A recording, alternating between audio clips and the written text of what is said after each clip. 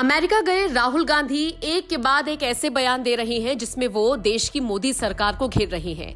विदेशी जमीन पर मोदी सरकार को घेरना, जहां एक तरफ भारतीयों को रास नहीं आ रहा और राहुल गांधी की ट्रोलिंग लगातार हो रही है, तो वहीं दूसरी तरफ बसपा सुप्रीमो मायावती ने बड़ा बयान दिया है जिसमें उन्होंने राहुल गांधी का समर्थन किया है और साथ ही साथ उन्हें ट्रोल करने वालों को भी एक तरीके से जवाब दिया है।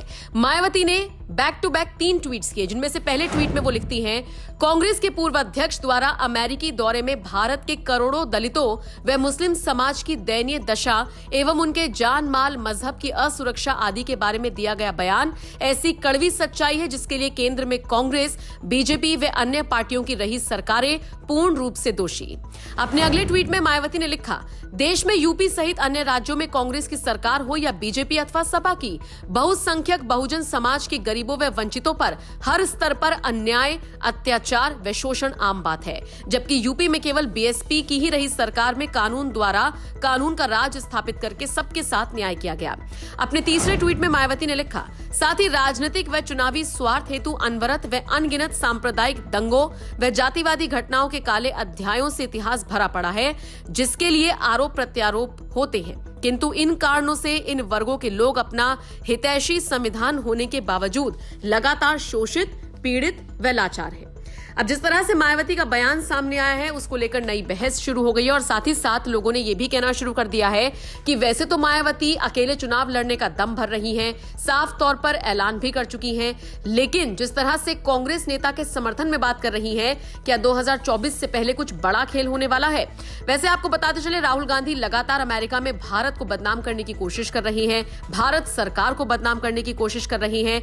हाल ही में राहुल गांधी ने अमेरिका में कहा था कि भारत में मुस्लिमों की स्थिति अब दलितों से भी बदतर है। इस सरकार के दौर में दलित, मुस्लिम, महिला और पिछड़े सभी पीड़ित हैं और दमन का शिकार हो रही हैं। इतना ही नहीं, राहुल गांधी ने गुरुवार को बड़ी भविष्यवाणी करते हुए कह दिया था कि 2024 के लोकसभा चुनावों के नतीजे चौंकाने वाले होंगे। कांग्रेस अगले 3 से 4 विधानसभा चुनाव में भाजपा का सफाया करेगी।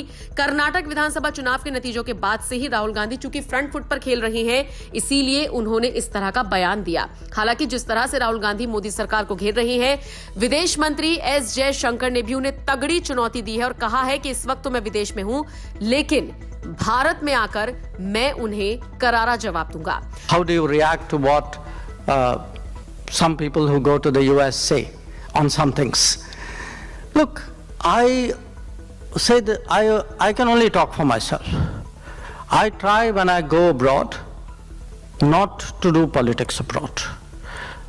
For this reason, I'm perfectly prepared to argue and argue very vigorously at home. Okay, so you will never find me wanting in that regard. But I think even a democratic culture has a certain collective responsibility. There is a national interest, there is a collective image. There are sometimes things bigger than politics. And when you step outside the country, I think that's important to remember. So I may differ strongly with someone. I could say to you I differ with them, but how I counter it, I would like to go back at home and do it and watch me when I get back. We have really India and South Africa located at 2 different continents, but working together very closely in the United Nations, in the BRICS, of which we are members, in a body called IPSA, which is India, Brazil and South Africa, and in a variety of ways between the two of us directly.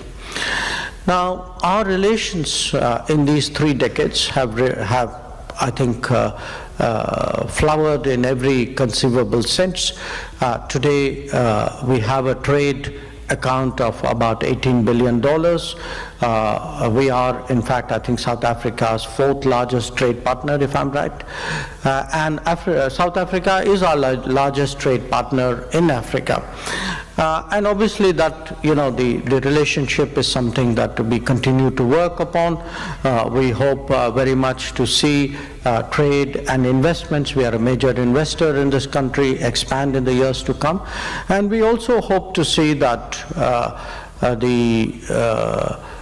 these exchanges between us in various spheres continue to multiply. कुल मिलाकर देखा जाए तो ये बहस दिन पर दिन बढ़ती जा रही है, लेकिन एक सवाल राहुल गांधी को लेकर भी उठ रही है कि आखिर ऐसी क्या वजह है कि विदेशों में जाकर वो भारत सरकार को बदनाम करते हैं।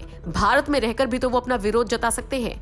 बहरहाल अब आप इस पूरी खबर को लेकर क्या राय रखते हैं, कमेंट बॉक्स में अपनी राय आप हमें जरूर दें।